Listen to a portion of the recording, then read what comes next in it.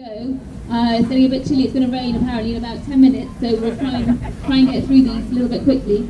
So up next is Layla Moran, and she was the parliamentary candidate for Oxford West and Abingdon, and she's actually a physics teacher as well. So let's welcome to the stage Layla Moran.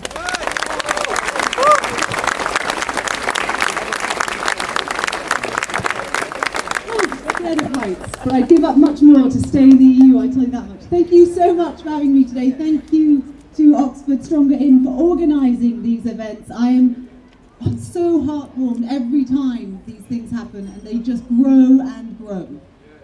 I don't know about you, but it's been 72 days since the vote. And without wanting to sound too much like a Sinead O'Connor song, I'm still devastated and angry. I wake up every morning hoping that this feeling is going to go away, and then I turn on Radio 4 usually and I feel worse again.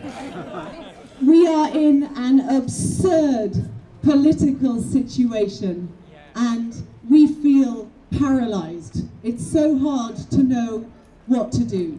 So people across the country have been joining progressive political parties trying to stop it.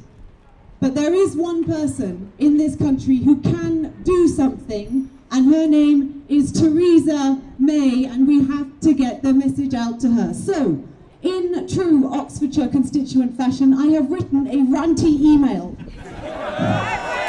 that I'm going to share with you today. Dear Theresa May, CC, Oxfordshire MPs. If you are so sure that Brexit is the right thing for the country, then what argument do you have for not putting it to Parliament? There is a non-binding vote on Monday for a second referendum, but your response to that has already been no.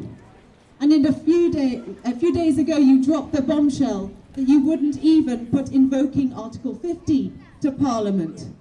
Mrs. May I suggest that you change your name from Theresa May to Theresa No You May Not.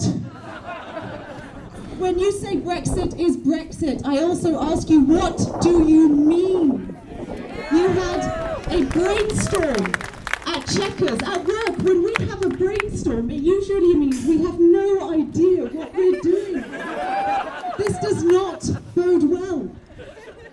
You have the option to stop this madness, but it's the one option you said you would not consider. And the thing is, democracy is more than an advisory referendum. This country, and moreover, people, I would argue, a lot of them weren't even actually answering that question. This country has a lot of problems. There are communities that feel completely left behind. There are people who feel their children have no future. Globalization has not worked for everyone. These are all things that we know. We have known for decades, and successive governments have ignored. It is right that these people's voices were heard. They were screaming, they were shouting, something needs to change.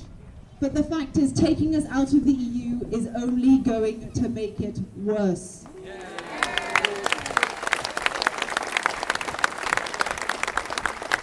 And please, Mrs. May, can I remind you that you campaigned to remain.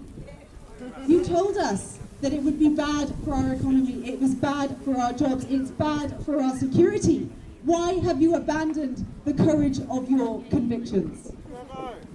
Democracy is the will of Parliament, knowing absolutely that it is acting in the best interests of the country, the whole country, and not just now, but for the future as well.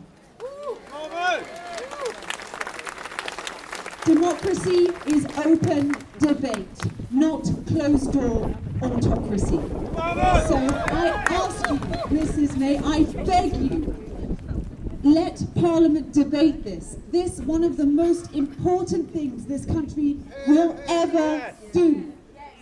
And to our MPs, I say fight. fight this for our democracy, for your right to have a say, for us, your constituents that voted overwhelmingly to remain, for the right of EU workers who have contributed to our society, for science, for investment.